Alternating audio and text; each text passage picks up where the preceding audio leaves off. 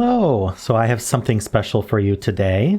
Kinnison, a friend of mine, reached out to me, and he has created a Advent of Sudoku pack of 6x6 Sudoku puzzles. These are explicitly designed to be good for beginners who have not done Sudoku before or have done very little Sudoku before. So definitely go give this a try.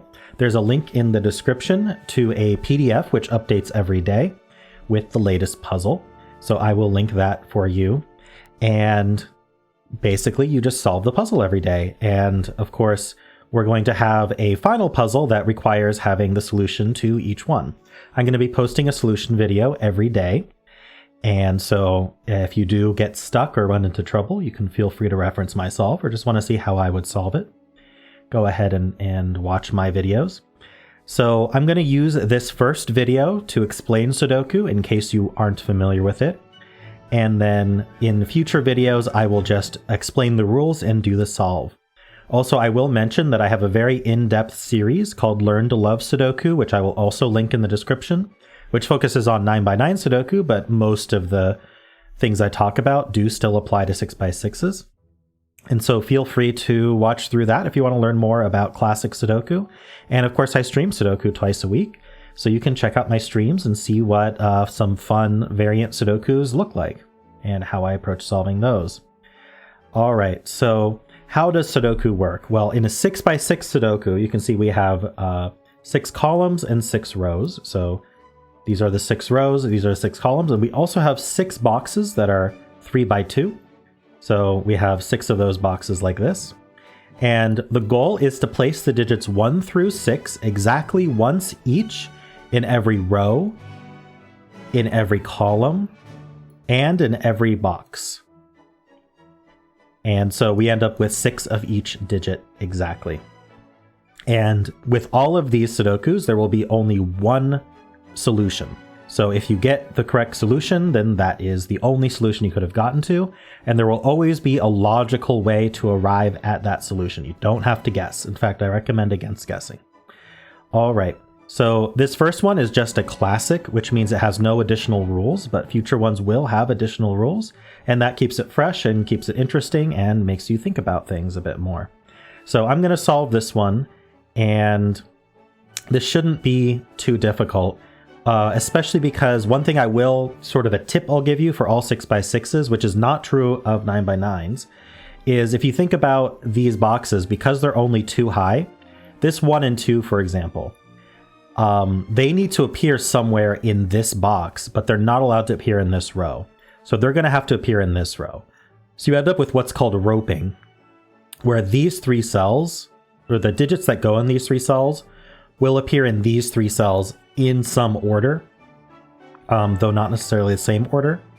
And then these 3 cells will appear in these 3 cells. Or sorry, these 3 digits will appear in these 3 cells in some order. So we can actually use that right away. We need a 1 and a 2 down here, and we can't repeat a 1 in this column. And so I'm going to put the 1 here and the 2 here, and that's the only way those will work. All right, and so now we need a 5 and a 6 in this column remaining, and the 6 is already in this box. We cannot put another 6 here. So I'm going to put a 6 here and a 5 here. And then we need a 3 and a 4 over here, which we don't know where those go, but we do know that that means we need a 3 down here, because we're not, if I put a 3 here, there will not be a place for a 3 in this box. And this cell can't be a 3 because the column already has it. So I'm going to put the 3 here. And then now we need a 5 and a 6 in this box, and there's a 5 in this row already. So the 6 goes here and the 5 goes here. And then through this roping thing that we talked about, we know the 3 and the 4 appear here. We don't know where they go yet, so I'm going to use what's called center marking. I'm going to switch to center mark mode here, and I'm going to just type 3, 4. So we know that 3 and 4 go there, but we don't know exactly where yet. In this box, we are also missing 3 and 4, but this 3 is already in the row, so we can go 4 and 3. And then now, this is an option that I have enabled, which is actually quite useful. So if you go into the settings cog, I know there's a lot of settings here. I recommend turning in gameplay, turning on conflict checker, and check pencil marks. So what that's going to do is the conflict checker, if I accidentally do something wrong, that's obviously wrong, like put a 1 here, it will highlight why that one is wrong because there's already a 1 in the row and the column. What it will not do, if I put, say, a 1 here, it won't tell me whether that 1 is correct or not. It just is potentially correct there. All right, so the check pencil marks has made this 4 red because now there's a 4 in the column, so there's no way this is actually 4. So I can actually resolve this 3 and 4 here. All right, so now in this box, I need a 1, 2, 5, and 6. So we can see this one looks down and this one looks over, so that's where the 1 goes. The 2 is going to go in one of these two. The 5 has to actually go here now because there's a 5 in the column. And then the 6 also we aren't sure, so this can be a 2, 6 pencil mark, and that'll get resolved later. All right, so this row has 2 left. We need a 5 and a 6, so the 5 goes here and the 6 goes here. And then in this row we have 1, 2, and 4.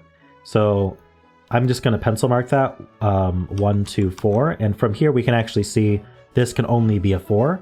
That's actually called a naked single, because when you fill in the candidates, you can see that nakedly it can only be a 4. But the other thing we could see is that this is the only place in the box for a 1, because these ones look in. And that's called a hidden single because it's not immediately obvious from the candidates, but it is hidden in the box that there is only one place to put it. So that's a 1, that's a 4, that's a 2. We are almost done. So I just need to put... We should have basically all hidden singles left. So the 3, for example, this 3 looks over, this 3 looks down, so this has to be the 3.